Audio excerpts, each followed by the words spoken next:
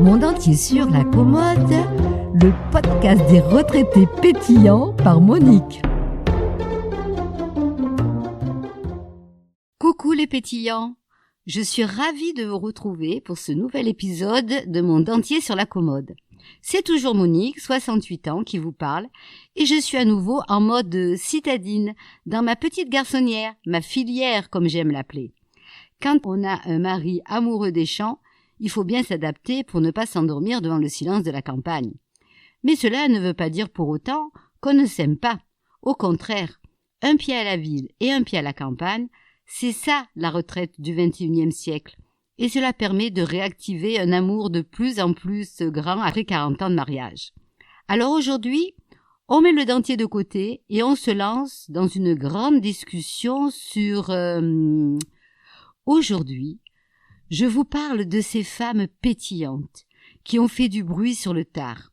Effectivement, comme on en avait parlé précédemment, partir à la retraite pour aller rejoindre le seul but final, à savoir le cimetière, n'est pas la vraie vie des retraités pétillants. Ne plus avoir son travail, c'est se trouver enfin le temps de se réaliser à travers des projets porteurs et innovants, et souvent des projets artistiques. Nul n'est besoin d'avoir fait les beaux-arts durant sa jeunesse pour savoir peindre ou pour monter sur scène.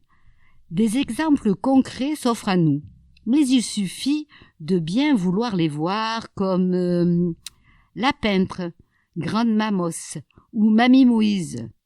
Imaginez, cette dame, de son vrai nom, Anna Marie Robinson Moss, vivait tranquillement à la campagne, faisant de la broderie pour s'occuper. Mais quand l'arthrite est arrivée vers 78 ans, elle a dû laisser tomber l'aiguille. Sous les conseils de sa sœur, qu'est-ce qu'elle fait? Elle prend les pinceaux et là, c'est la révélation. Elle devient célèbre pour ses scènes de vie rurale. Elle a peint jusqu'à 101 ans. Si vous pensez qu'il est trop tard pour commencer un art, rappelez-vous de Grande Mamos. Elle a prouvé que la retraite n'est pas la fin, c'est l'atelier. La deuxième personne, c'est la sculpture. Louise Bourgeois. Parlons d'une artiste franco-américaine, dont l'art est monumental, au sens propre du terme. Louise Bourgeois. Ces célèbres et gigantesques araignées, vous les connaissez forcément, on les appelle les mamas. Eh bien, elle a explosé sur la scène internationale et reçu la consécration pour ce type d'œuvre après ses 70 ans.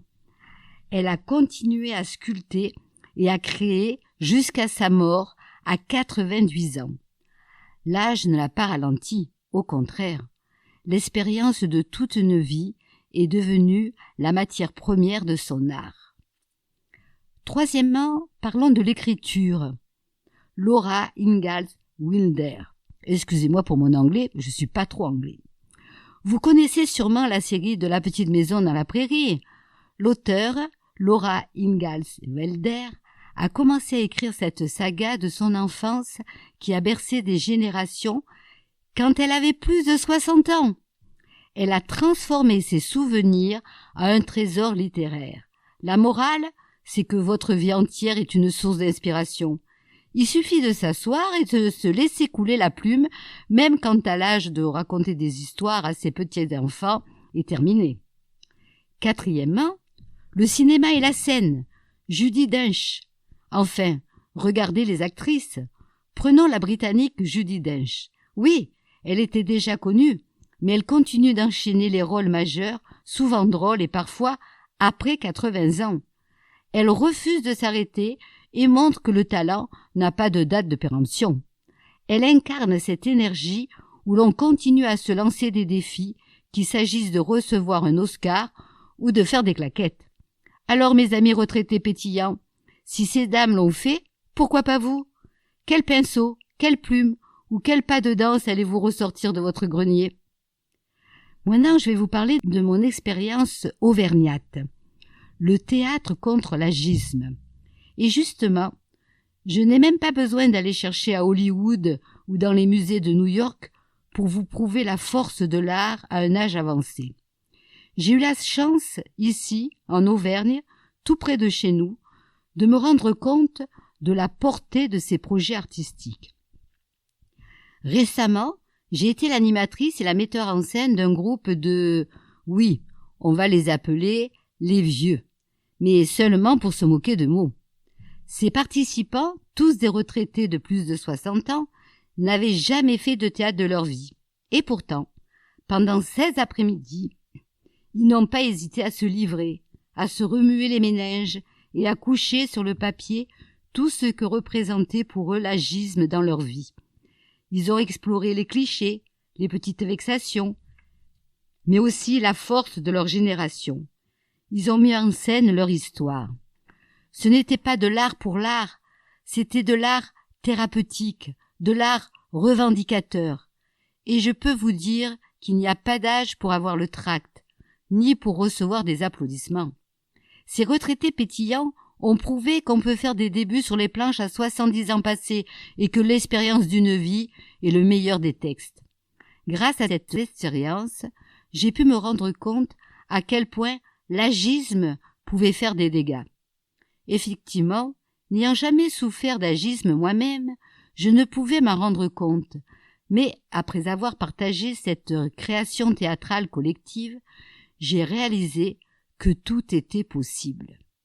Effectivement, ces personnes qui n'étaient jamais montées sur scène ont pu s'exprimer librement car elles avaient été prises en considération et car on les avait acceptées telles qu'elles étaient. Cela leur a permis de prendre confiance en elles et de venir explorer des champs d'action qu'elles ne se soupçonnaient même pas.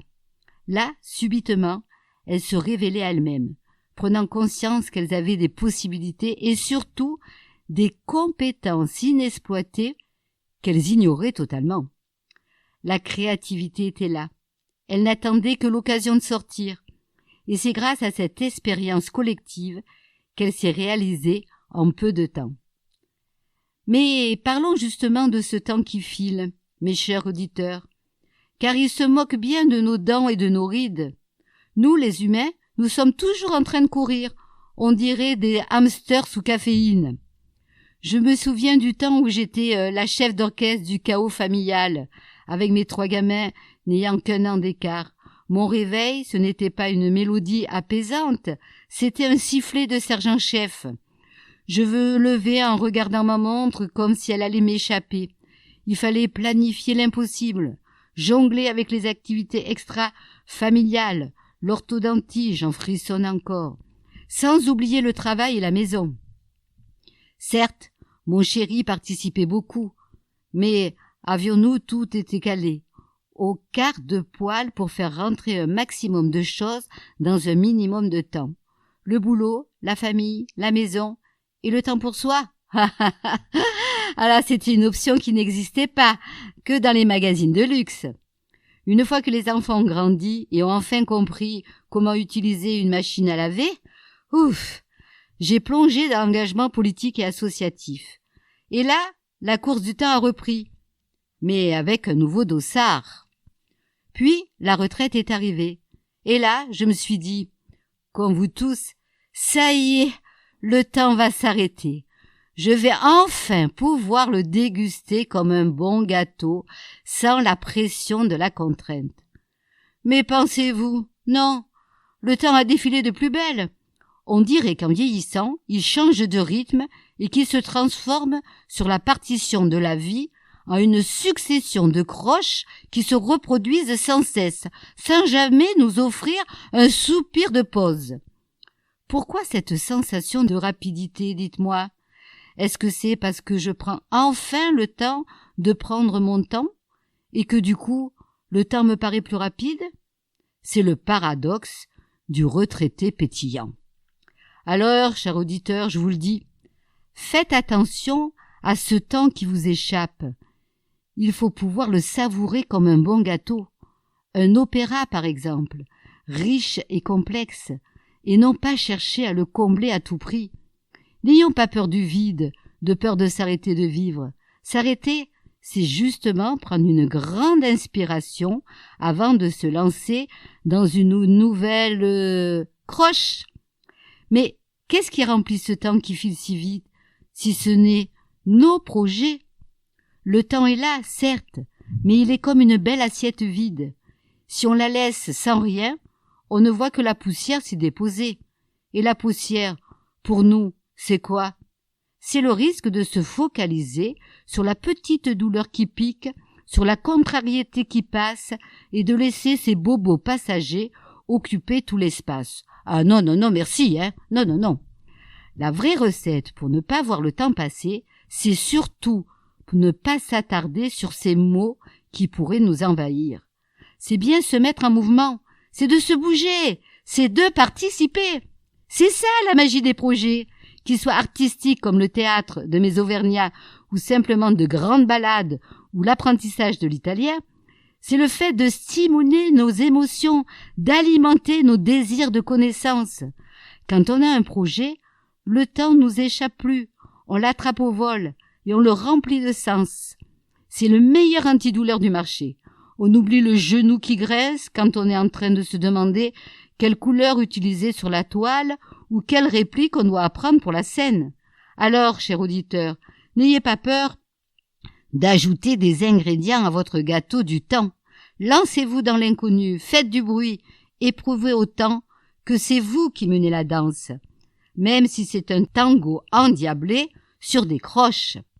Voilà, j'espère que cette petite dose de pétillant vous a donné l'énergie pour la semaine. N'oubliez pas, vos projets sont votre priorité.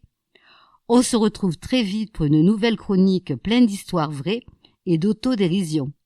Vous pouvez toujours me les faire parvenir à mon adresse mail mondeentiersurlacommode@gmail.com.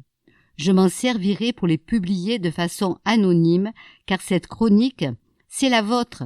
En attendant, prenez soin de vous et surtout, continuez à faire du bruit.